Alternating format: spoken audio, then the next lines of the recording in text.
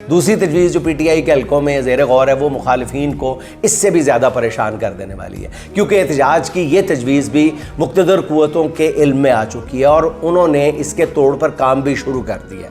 लेकिन अभी तक इब्तदाई तौर पे ताकतवर हल्कों को, हुकूमत को, सरकार को समझ नहीं आ रही कि इस हिकमत अमली से कामयाबी के साथ कैसे निपटा जाए।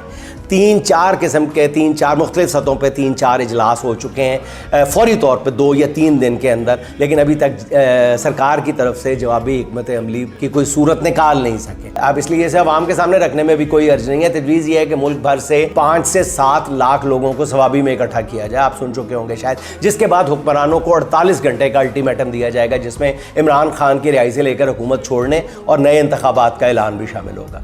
ऐसा ना हुआ नाज़रीन तो फिर सवाबी से पैदल इस्लामाबाद की जानिब मार्च शुरू कर दिया जाएगा और ये एहतजाजी मार्च 3 से 4 रोज़ में जगह जगह पड़ाव डालते हुए इस्लामाबाद पहुंचेगा। इस दौरान पूरे मुल्क से भी अपील की जाएगी कि वो घरों से निकल पड़े। अवाम 5 से 7 लाख अफराद जब पैदल मार्च कर रहे होंगे तो जो मनाजर दुनिया के सामने जाएंगे वो एक हलचल मचा देंगे पूरी दुनिया में। आप देखें दोनों में से किस तजवीज़ पे अमल होता है। पहली तजवीज़ जुनैद अकबर की है और दूसरी पर मुराद सईद गौर कर रहे हैं।